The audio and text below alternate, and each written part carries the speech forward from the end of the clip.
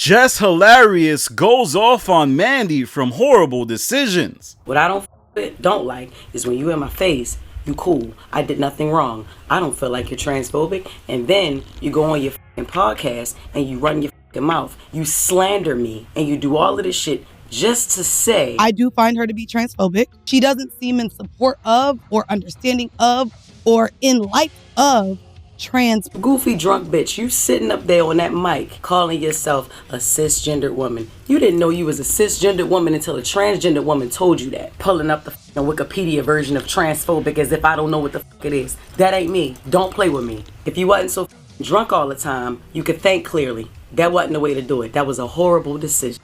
That's right, y'all. Jess Hilarious appears to be fed up with what Mandy said. For those of you that don't know, Jess Hilarious was caught up in a controversy that involved her commentary on trans women, and it kind of led to a big backlash. Such a big backlash that many thought she wouldn't even get the Breakfast Club role, but she eventually did.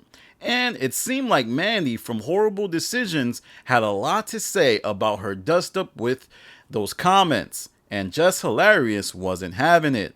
She basically said Mandy was kind of being two-faced, acting like she was cool in person, but then acting a different way when it came to creating content. It's important to remember that a lot of co-hosts tried out for the Breakfast Club role. You had people like Weezy and Mandy, the girl Portia Williams, I think Portia Williams was on that, and a slew of other co-hosts. Could the tension be arriving from their time and their attempts to get on the Breakfast Club?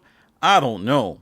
And to be quite honest, it's kind of tough when you're doing content. Sometimes you are cool with people and you want to do a podcast and talk about a subject, so you really don't factor in that person's feelings.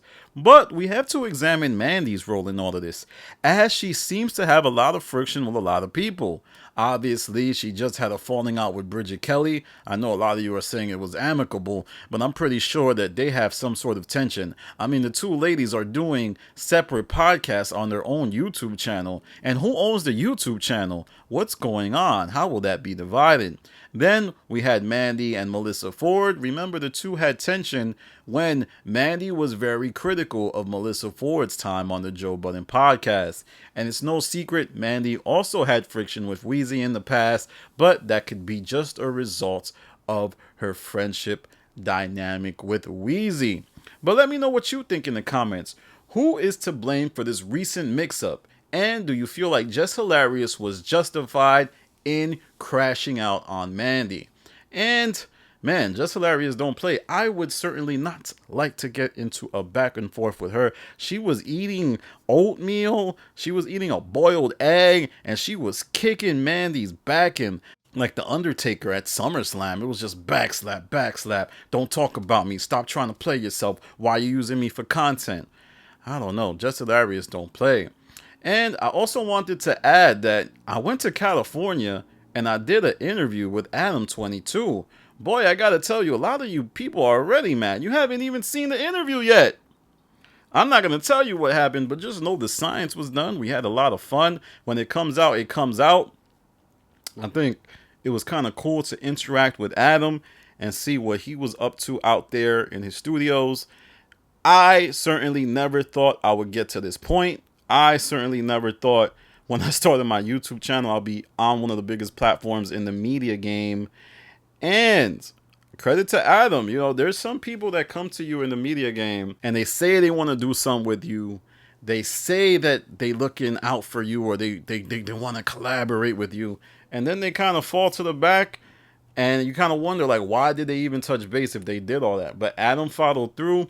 I know a lot of people are insinuating that I'm some type of pawn in this game between Adam and Joe Budden.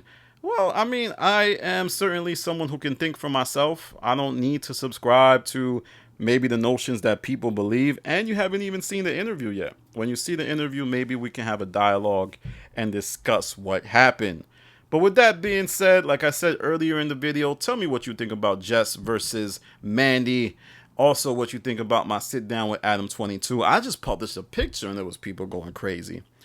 But like I said, always do the science. Follow me on Instagram to Stop TV. Follow me on Twitter to Stop TV. This is Danny from The Stop. Peace. Come here for a second.